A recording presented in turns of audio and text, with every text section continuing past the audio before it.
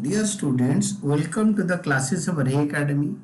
We are studying accounting for partnership firms and the present concept जो हम पढ़ रहे हैं that is chapter goodwill, that is nature and valuation of goodwill. और जो exact concept है that is average profit method when past adjustments are made. Past adjustments के साथ कैसे goodwill valuation किया जाएगा. Abhay Babu and Charu are partner sharing profits in the ratio दे रखा है प्लस इज इक्वली. पूरा क्वेश्चन पढ़ो एंड लास्ट में लिखा है calculate the value of goodwill. Goodwill का वैल्यू निकालो. तो मैं आपको बताता हूँ goodwill under average profit method is equal to average profit per year into years purchase. 5 साल का प्रॉफिट दे रखा है. तो now sum of 5 years profit by total years into 4 years purchase. लिखा है 4 साल का परचेज 5 ईयर्स का एवरेज प्रॉफिट. तो पर ईयर का प्रॉफिट आ जाएगा 5 साल का प्रॉफिट 5 ईयर्स का 1 2 3 4 5. आपके 1,50,000 ये फर्स्ट ईयर का ठीक है. 3,50,000 सेकेंड ईयर का ठीक है. थर्ड ईयर का 5 लाख ठीक है. Fourth year and fifth year ये दोनों में चेंजेस है. I will explain how. तो divide by 5 into 4 years purchase calculate करके 9,40,000 गुडविल आ गया. मैं वर्किंग नोट में आपको समझा दूंगा इसमें चेंजेस कैसे आया. तो now see note 1 calculation of normal profit in fourth year. First year second year third year ये fourth year then fifth year.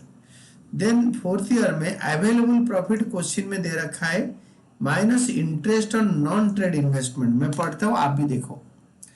तो इसमें लिखा है इंटरेस्ट ऑन पर second last line interest of 10,000 on non trade investment is credited to income for the year ended last year and second last year. ये दोनों साल में 10,000 इंटरेस्ट क्रेडिट हो गया प्रॉफिट में. प्रॉफिट एंड लॉस अकाउंट में कोई चीज क्रेडिट होता है तो प्रॉफिट बढ़ जाता है.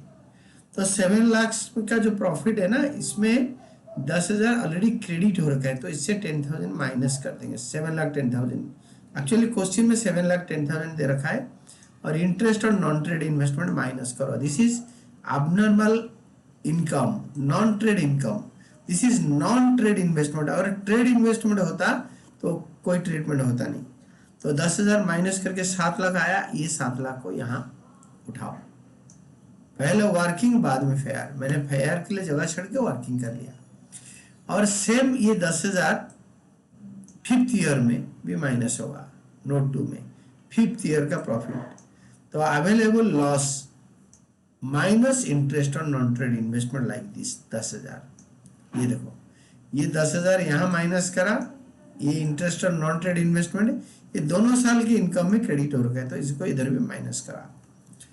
इसके बाद एक बढ़िया चीजें बताया है.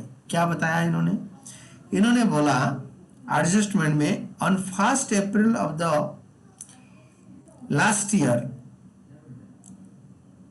एकदम करंट ईयर जो है जिस साल हम क्लोज कर रहे हैं 31 मार्च को एक car of 1 lakh was purchased and debited to travelling expenses account. एक कार खरीदा तो कार एसेट है हमारा होना चाहिए car account debited to bank account. But इन लोगों ने क्या करा ना कार अकाउंट को डेबिट ना करके इन्होंने बोला ट्रैवलिंग एक्सपेंसेस टू बैंक. यानी इन्होंने प्रॉफिट एंड लॉस अकाउंट में चार्ज करके 1 लाख रुपए माइनस कर दिया था प्रॉफिट में. इसलिए हम प्रॉफिट में क्या करेंगे एक कार को ऐड कर देंगे. प्रॉफिट बढ़ा देंगे क्योंकि गलती से ट्रैवलिंग एक्सपेंसेस के हिसाब से रेवेन्यू एक्सपेंडिचर हिसाब से माइनस हो गया है. तो इसको ऐड करेंगे. हमारा लॉस है तो मैंने लॉस को माइनस लिख दिया प्लस 1 लाख. और आगे बोल रहा है एक्चुअली इस कार के ऊपर 25% डेप्रिसिएशन चार्ज होना चाहिए था. मैं पढ़ता हूं on which this is third last line on which depreciation is to be charged at the rate of 25% per annum. तो डेप्रिसिएशन एक कार के वैल्यू के ऊपर 25% चार्ज होना था. तो 1 लाख का 25% 25,000 माइनस करना है. तो 1 लाख का 25% माइनस करो और नॉन ट्रेड इन्वेस्टमेंट का इंटरेस्ट माइनस करो. You will be getting this full amount जो कि आपके एक्चुअली जो अमाउंट आना चाहिए। तो डेप्रिसिएशन माइनस करना है और ये ऐड करना है कार का कॉस्ट, और ये लॉस है तो -5 लाख। तो ये आपके आ जाएगा -5,25,000 दिस वन, और ये 7 लाख इधर से आया, this 7 lakh came from here. This is normal adjusted profit, this is normal profit per year. 5 साल का प्रॉफिट को 5 में डिवाइड करके 4 में मल्टीप्लाई करके we have got this is goodwill of the firm 9,40,000, and this is all about your answer. अगर मैं आपको एक्सप्लेन और इसके बाद कुछ एक्सप्लेन करने की जरूरत नहीं है, आप अगर बार बार क्वेश्चन को पढ़ के वीडियो देखोगे तो आपको बहुत अच्छी तरह समझ में आएगा।